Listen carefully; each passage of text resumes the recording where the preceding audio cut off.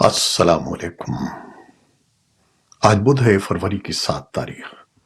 پاکستان میں اس وقت شام کے 7، بھارت میں 7:30، اور یہاں ہمارے اسٹوڈیوز کی گھڑیوں میں صبح کے 9 بج رہے ہیں۔ وائس آف امریکہ واشنگٹن کی اردو سروس سے میں ہوں خالد حمید، خبروں کے ایک بلٹن کے ساتھ۔ بلوچستان کے 2 اضلاع میں انتخابی امیدواروں کے دفاتر کے باہر ہونے والے دھماکوں میں کم از کم 26 افراد موت کا شکار ہو گئے اور 2 درجن سے زیادہ زخمی ہو گئے ہیں۔ نگراں وزیر داخلہ میر زبیر جمالی نے وائس آف امریکہ کے نمائندے مرتضی زہری سے گفتگو میں بتایا کہ پیشین کے علاقے خانوزئی میں بلوچستان اسمبلی کے حلقہ 47 کے آزاد امیدوار اسفند یار کاکڑ کے انتخابی دفتر کے باہر دھماکہ ہوا۔ یہ دھماکے ایسے وقت میں ہوئے ہیں جب پاکستان میں عام انتخابات میں 24 گھنٹے سے بھی کم وقت رہ گیا ہے اور انتخابی مہم کا وقت بھی منگل کی رات 12 بجے ختم ہو چکا ہے۔ پولیس کا کہنا ہے کہ زخمیوں میں سے بعض کی حالت تشویشناک ہے۔ صوبے کے نگراں وزیر اطلاعات جان اچکزئی اور مقامی انتظامیہ کا کہنا ہے کہ قلعہ سیف اللہ میں JUI کے انتخابی دفتر کے باہر ہونے والے دھماکے میں کم از کم 10 افراد ہلاک ہو گئے ہیں۔ صوبے میں ہونے والے ان دونوں دھماکوں کی ذمہ داری فوری طور پر کسی نے قبول نہیں کی ہے۔ پاکستان میں جمعرات کے پارلیمانی انتخابات سے پہلے اقوام متحدہ کے ہائی کمشنر برائے انسانی حقوق والکر ترک نے پاکستانی حکام سے اپیل کی ہے کہ وہ مکمل طور پر آزادانہ اور منصفانہ ووٹنگ کو یقینی بنائیں اور جمہوری عمل کے لیے اپنے عزم کی تجدید کریں۔ جنیوا میں ایک نیوز بریفنگ کے دوران اقوام متحدہ کے ہائی کمشنر برائے انسانی حقوق کی ترجمان لز تھروٹسل نے زور دیا کہ مکمل طور پر آزادانہ اور منصفانہ عمل کو یقینی بنایا جائے۔ یہ بیان عمران خان کی پاکستان تحریک انصاف پارٹی کی طرف سے ہراساں کیے جانے اور انہیں مسلم لیگ نون جماعت اور اس کے امیدوار نواز شریف کی طرح جلسے جلوس نہ کرنے کی شکایات کے درمیان سامنے آیا ہے۔ حکام نے ایسی شکایات کی تردید کی ہے۔ پاکستان میں عام انتخابات کی تیاریاں مکمل ہیں۔ ان انتخابات میں نتائج کی فوری ترسیل کے لیے الیکشن کمیشن آف پاکستان نے ایک نیا نظام EMS یعنی الیکشن مینجمنٹ سسٹم بنایا ہے، جس کے ذریعے تمام تر نتائج فوری طور پر ریٹرننگ آفیسر اور اس کے بعد الیکشن کمیشن آف پاکستان کو پہنچائے جا سکیں گے۔ پاکستان میں 8 فروری کے انتخابات کے سلسلے میں وائس آف امریکہ نے ایک سروے کیا ہے جو بین الاقوامی ادارے اپسوس کے ذریعے کرایا گیا ہے۔ سروے کے مطابق نوجوانوں کی اکثریت کا خیال ہے کہ غربت کا خاتمہ کسی بھی حکومت کی پہلی ترجیح ہونی چاہیے۔ سروے میں ہر 5 میں سے 3 نوجوانوں کی رائے میں غربت کا خاتمہ پہلی ترجیح ہونی چاہیے، جبکہ 58% نے بے روزگاری میں کمی کو ترجیح قرار دیا ہے۔ لگ بھگ 28% نے تعلیمی سہولتوں میں اضافے، جبکہ 23% نے صحت کی سہولیات بہتر بنانے کے حق میں رائے دی ہے۔ اس سروے کی تفصیل آپ ہمارے social media handles VOA Urdu اور ہماری ویب سائٹ urduvoa.com پر پڑھ سکتے ہیں۔ پاکستان کی حکومت اور بین الاقوامی مالیاتی ادارے IMF کے درمیان ورچوئل مذاکرات جاری ہیں، البتہ اس بارے میں حکومت یا IMF نے اب تک کوئی اعلامیہ جاری نہیں کیا ہے۔ پاکستان میں حکام کی درخواست پر IMF نے صنعتوں کے لیے بجلی کی قیمتوں میں کمی، گردشی قرضے کے 5ویں حصے سے زیادہ کی ادائیگی اور PIA کے 268 ارب روپے کے قرض کو حکومتی قرضوں کا حصہ بنانے کی عبوری حکومت کی تجاویز کی فوری طور پر توثیق نہیں کی ہے۔ پاکستان کی طرف سے دی جانے والی 3 تجاویز پر بات چیت کا اگلا دور اضافی معلومات فراہم کرنے اور IMF کے اندرونی جائزے کے بعد ہوگا۔ IMF نے پاکستان کی 3 اہم تجاویز کے معاشی اور قانونی طور پر قابل عمل ہونے کے بارے میں مزید تفصیلات طلب کی ہیں۔ भारत की रियासत उत्तराखंड के वजीर आला पुष्कर सिंह धामी ने रियासती असम्बली में पीर को यूनिफॉर्म सिविल को डबल का मुसवदा पेश किया है और कहा है कि यह बिल समाज के तमाम तबकात के मफाद में है। माफ कीजिएगा, रियासती असम्बली में पीर को यूनिफॉर्म सिविल कोड बिल का मुसवदा पेश किया है और कहा है कि यह बिल समाज के तमाम तबकात के मफाद में है। इसमें शादी, तलाक और विरासत समेत मुतादिद उमूर में यकसानियत लाने की बात की गई है। भारतीय मुसलमानों के एक मुत्तहिदा platform all India Muslim personal law board समेत मुतादिद मुस्लिम तंजीमों, जमातों, सियासतदानों और माहिरीन कानून ने बिल की मुखालिफत की है। उनके ख्याल में इस बिल की मुतादिद दफात इस्लामी कवानीन से मुतसादिम हैं।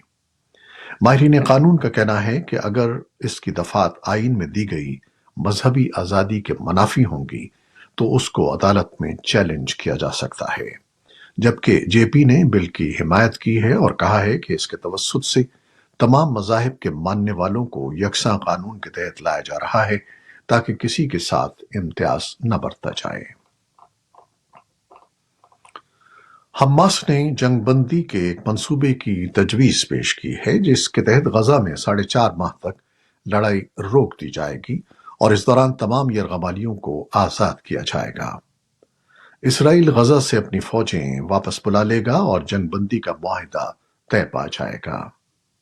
हमास की तजवीज़ कतरी और मिस्री सालिसों की तरफ से गुज़श्ता हफ्ते भेजी गई पेशकश का जवाब है। इस बारे में इसराइल की तरफ से फौरी तौर पर कोई रद्द अमल सामने नहीं आया है, जिसने कहा है कि जब तक हमास का सफाया नहीं हो जाता वो गजा से अपनी फौजें नहीं निकालेगा। रॉयटर्स के मुताबिक हमास की जवाबी तजवीज़ में जंगबंदी के 3 मराहिल का जिक्र किया गया है और हर एक 45 दिन तक जारी रहेगा। अमरीकी वज़ीर ख़ारजा एंटनी ब्लिंकन बुध के रोज इसराइल पहुंचे हैं, जहां मुतवक्की तौर पर वो जंगबंदी के मुआहदे पर बातचीत करेंगे। सऊदी अरब, मिस्र और कतर के दौरों के बाद ब्लिंकन आज इसराइली रहनुमाओं से मुलाकात कर रहे हैं।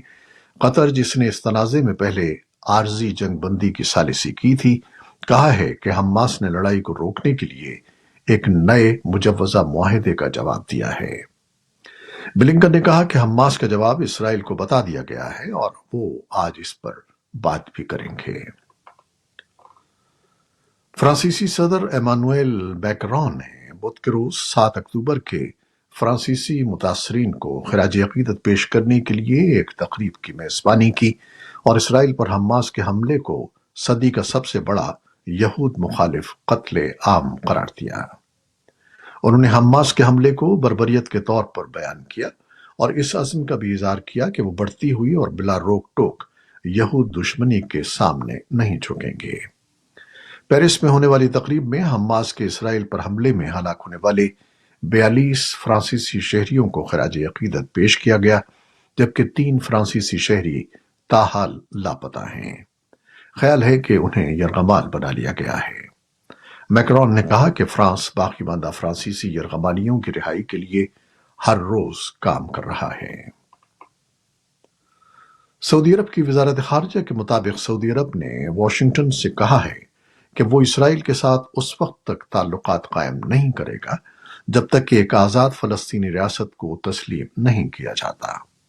सरकारी सऊदी प्रेस एजेंसी की तरफ से शाया होने वाले बयान में कहा गया है कि ममलूकत ने अमरीकी इंतजामिया को अपने पुख्ता मौक़िफ़ से आगाह किया है कि इसराइल के साथ उस वक्त तक कोई सिफारती ताल्लुकात नहीं होंगे जब तक कि 1967 की सरहदों के मुताबिक एक आज़ाद फलस्तीनी रियासत कायम नहीं हो जाती और मशरक़ी यरूशलेम को उसका दारुल हुकूमत तस्लीम नहीं कर लिया जाता।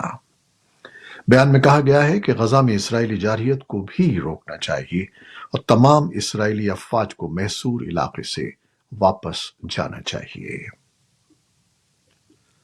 यमन के हौसी बागियों ने अमेरिका के इंतबाह के बावजूद बहरा अहमर में बहरी जहाजों पर हमले बंद नहीं किए हैं और एक बार फिर 6 बैलिस्टिक मिसाइल दाग दिए हैं। हुक्काम का कहना है कि अमरीकी बहरिया ने 6 में से 1 मिसाइल को तबाह कर दिया, जबकि दीगर मिसाइल समंदर में गिरने की इत्तलात हैं। برطانیہ کی سیکورٹی فرم امبرے کا کہنا ہے کہ برطانیہ کی ایک کمپنی کے جہاز کو میزائل حملے میں معمولی نقصان پہنچا ہے۔ امریکہ کے محکمہ دفاع پینٹاگون کی deputy press secretary Sabrina Singh نے بھی تصدیق کی ہے کہ حوثیوں نے مزید بیلسٹک میزائل داغے ہیں، البتہ انہوں نے مزید تفصیلات فراہم نہیں کی۔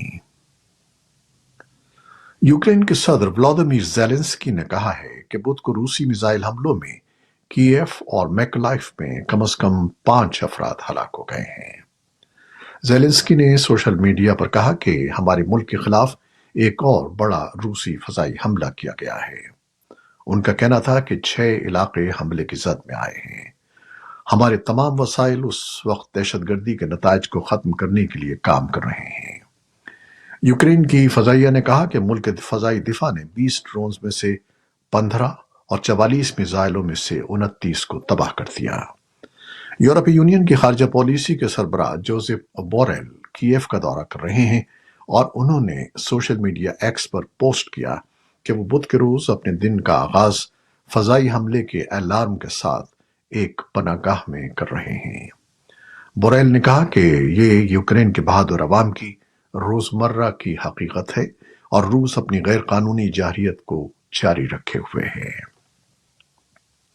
امریکا کی ایک وفاقی اپیل عدالت نے منگل کو اپنے فیصلے میں کہا ہے کہ سابق صدر ڈونلڈ ٹرمپ کو ان الزامات سے استثناء حاصل نہیں ہے کہ انہوں نے سن 2020 کے انتخابات میں اپنی شکست کو پلٹنے کی سازش کی تھی۔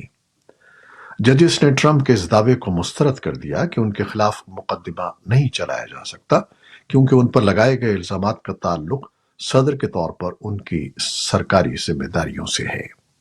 یہ فیصلہ، جس کے خلاف ٹرمپ کی جانب سے اپیل تقریباً یقینی ہے، ایک ایسے وقت میں آیا ہے جب ٹرمپ کی ریپبلکن پارٹی کی جانب سے صدارتی نامزدگی میں پوزیشن مستحکم ہے۔ جنوبی فلپائن میں حکام کا کہنا ہے کہ سونے کی کانکنی کے گاؤں میں مٹی کے تودے گرنے سے 7 افراد ہلاک اور درجنوں لاپتہ ہو گئے ہیں۔ صوبائی حکومت کے ترجمان کا کہنا ہے کہ سرچ اور ریسکیو عملہ ملبے میں سے کم از کم 27 کانکنوں کو تلاش کر رہا ہے جو لینڈ سلائیڈنگ کے وقت 2 بسوں میں سوار تھے۔ بسوں کی مٹی تلے دب جانے سے پہلے 8 دیگر کانکن بچ نکلنے میں کامیاب ہو گئے۔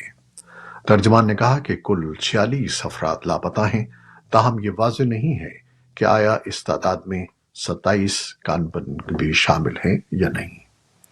یہ تھیں وہ خبریں جو فیس بک لائیو پر ہم نے آپ کے لیے پیش کی۔ ہماری ویب سائٹ، یوٹیوب اور پوڈ کاسٹ پر یہ بلیٹن آپ کے لیے پوسٹ کر دیا جاتا ہے۔